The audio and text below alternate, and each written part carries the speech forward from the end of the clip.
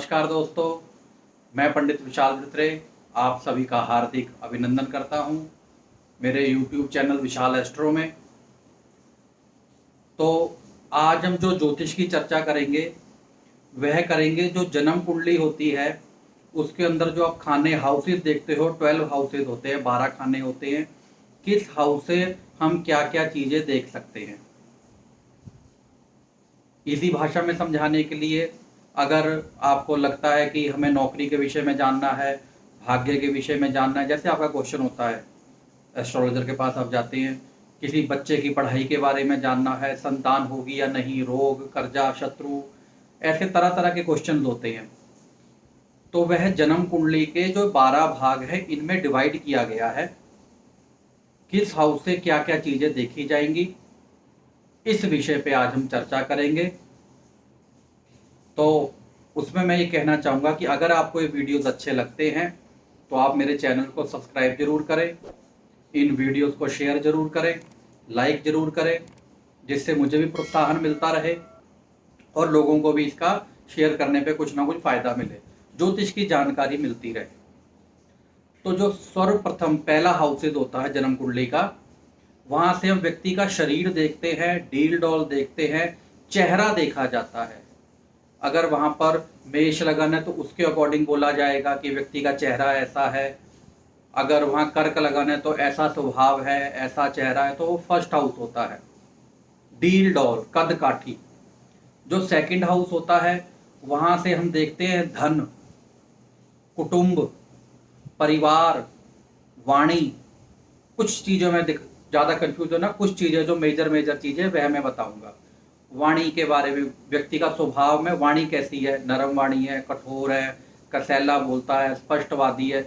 बाकी वहाँ पर क्या ग्रह हैं, कौन से ग्रह उनको देख रहे हैं, कौन से ग्रहों की दृष्टि है, कौन से ग्रह वहाँ बैठे हैं या नहीं बैठे हैं, वहाँ भी वो सब चीज़ें भी निर्भर करती हैं।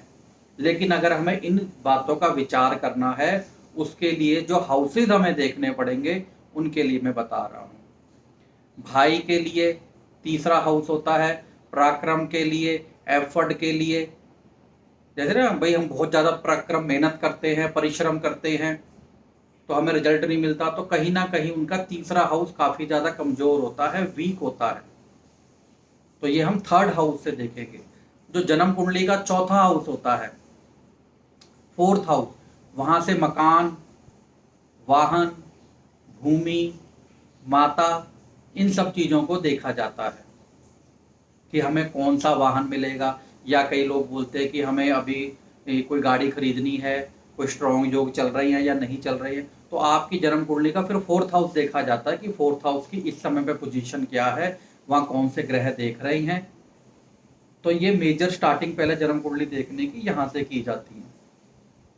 और अगर आपको ज़मीन लेनी है, और कई बार अड़चने आ रही हैं कि हम ज़मीन देखते हैं, हमें पसंद भी आती है लेकिन कोई ना कोई प्रॉब्लम आ जाती है, तो क्या दिक्कत है, तो वहाँ फोर्थ हाउस देखा जाएगा कि वो डिस्टर्ब है या जो फोर्थ हाउस का लॉर्ड है वो कहीं ना कहीं किसी प्रॉब्लम में है, खराबी में है, तो उसकी रेमेडी उपाय की जाते हैं। जो फिफ्थ हाउस होता है, पांचवा हाउस होता है, वह विद्या का होता है, बुद्धि का होता है कि व्यक्ति की शार्पनेस कितनी है। औलाद यानी संतान के लिए होता है, इसकी कितनी संतान होंगी, या कोई प्रेगनेंसी में आ रहा है तो उसके बच्चे को दिक्कत तो नहीं है, या कई बार बच्चा नहीं हो रहा है, मेल फीमेल आते हैं, तो दोनों का फिफ्थ हाउस देखा जाता है कि जो संतान का हाउस है फिफ्थ हाउस, वहाँ कोई प्रॉब्लम तो नहीं है, वहाँ कहीं राहु तो नहीं देख रहा है, वहाँ कहीं मंगल तो नहीं देख रहा है, या बैठा हुआ तो नहीं है, जहाँ पर वहाँ पर केतु तो नहीं बैठा हुआ है। अगर किसी के पंचम हाउस में केतु बैठा होता है तो वह निश्चित ही उनकी संतान खराब होती है, मिसकैरेज होती है। तो ये फिफ्थ हाउस से देखा जाता है। इसके बाद आता है छठा हाउस। तो छठे हाउस से देखते हैं हम रोग, बीमारी, कौन कौन सी बीमारी, कैसी बीमारियां लगेंगी, कब लगेंगी, वो दशा के ऊपर डिपेंड होता है। लेकिन जब बच्चा पैदा होता है या जब भी हमने कोई भी पूछना है किसी चीज़ के बारे में, तो वो तब सिक्स्थ हाउस देखा जाता है रोगों के बारे में, कर्जों के बारे में कि मैं कोई कर्ज लेना चाहता हूँ, कोई लोन लेना चाहता हूँ, ये समय ठीक है या मेरा कर्ज उतर जाएगा। या कई बार ऐसा होता है कि किसी ग्रह की ऐसी दशा चल रही है, जैसे शनि ग्रह की दशा चल रही है, साढ़े साती या ढैया चल रहे हैं, हम कहते हैं भैया तुम्हारे ऊपर कर्जा होने वाला है, तो 6th हाउस वहाँ कहीं न कहीं डिस्टर्ब होता है। तो अब कई बार हम उनको बोल देते हैं अगर आपको कर्ज़े की ज़रूरत नहीं है तो भी आप ले लीजिए और थोड़ा ले लीजिए जिसको थोड़े-थोड़े टाइम पर आप उतारते रहें। 2 ढाई साल का लंबा टाइम ले लीजिए। क्यों? कहीं और हमें लॉस हो जाए उस कर्ज़े के लिए तो हम इस तरीके से उसका निवारण कर लेते हैं, कोई ना कोई रेमेडीज़ उपाय कर लेते हैं। तो रोग के लिए, कर्ज़े के लिए, शत्रुओं के लिए, कोई शत्रु तंग कर रही हैं, एनिमी पर्सन है, लड़ाई झगड़ा होने वाला है तो हम उनको बताते हैं कि आपका 6th हाउस इस समय में डिस्टर्ब है, आप इस तरीके की चीज़ें मत करिए, आप थोड़ा दूर बचिए। या अगर आपका 6th हाउस स्ट्रॉन्ग है, कोई ना कोई मंगल या आपका अच्छा ग्रह उसको देख रहा है या वहाँ पर दृष्टि डाल रहा है, आशीर्वाद दे रहा है, तो बोलते हैं भैया जाओ, कोई दिक्कत नहीं होएगी, आप जाके अपना फैसला करिए, आपका काम ये निपटेगा, आपके हक में बात होगी। तो ये हाउसेस से ही देखा जाता है। सबसे पहले आपका क्वेश्चन जो होता है उस क्वेश्चन के हाउस से पहले हाउसेज निर्धारित होते हैं, भाव देखे जाते हैं। इसके बाद आती हैं कि वहाँ पर कौन से ग्रह बैठे हुए हैं या किन ग्रहों की दृष्टियाँ हैं। दूसरा, तीसरा हम देखते हैं फिर कौन सी दशा चल रही है, कौन सी अंतर्दशा चल रही है, कौन सी प्रत्यंतर दशा चल रही है। तो ये सब चीज़ें देखने के बाद ही किसी निष्कर्ष पे निकला जाता है।